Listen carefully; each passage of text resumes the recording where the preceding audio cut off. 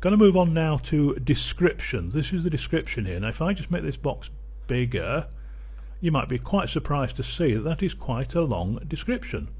There's a lot of detail in there, and the reason for I do that is quite simply it works. Let me tell now, let's dissect the description box. Let me just scroll that down. First of all, you can see my title, North Korea documentary, Sigma country rooms, little FTC, North Korea.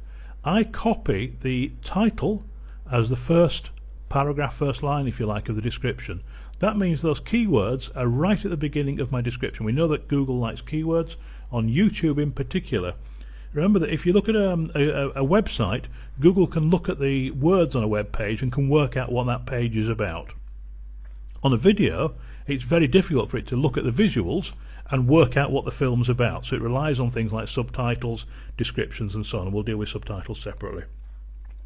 By doing this description in as much detail as you can, the better you will do. So I've got North Korea documentary, the title and so on, a bit about it, descriptions of what it's about, got the North Korea and the keywords, Pyongyang and so on, things that I want.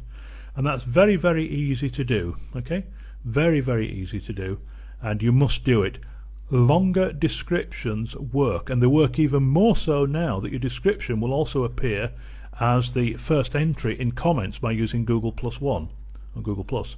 If you put a long description in, it makes a huge difference. Google likes that more, they trust it more because they can see more wording and they can work out what's happening. The other thing that you must do is have all this. You must have links to other videos, other places, links to more information. The more links you've got, the better Google will trust you, the better that they will work with you.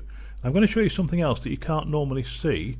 If I come across to another tab here, this is a system called vidIQ, and if you've got more than, and I can't remember the figure, but they keep bringing it down, but if you've got more than several thousand subscribers, you can have this as a plug-in to your site. Now what it does, it gives me lots of details of how my site is seen. I've just gone to their site, let me just come back. You just see the stats there working, it works for any film. And there's going to be a slight delay when I stop that playing again. Just wait for that. There we go, just pause that. Right, so we get loads of stats on my films, but if you've got vidIQ, try and kill the adverts there. You can also, if you've got vidIQ, it's vidIQ.com, you can see the stats on anybody's film, and you can see lots of interesting things, which I'll take you through in this section. I get a score of 89 out of 100, so that's very good. Average length of view, there's 5.78 million watched. How many? I've got 293 subscribers as a result of this. How many shares? How many views? 500,000 there, and so on. How many plus ones, which is quite new, Facebook comments. But you can also see down there all my tags, which I'll come back to in a second. But you can see I'm getting a very basic thing there in green of 89% is very, very important.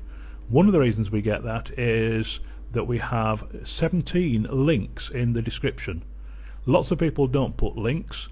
17 descriptive links, which if I come back to the film you can see links to my channel, various other things in there. That has really helped that to work. So title, repeat it as the first line in your description. A long description, lots of words, the more details you can give on it the better. Make sure it's in proper English. I'm not suggesting spamming or just putting loads of stuff in there. It must make sense, but that's very easy. If you made a film about something, write about it. It's an extra skill, but it will make an enormous difference to the number of people who see your film.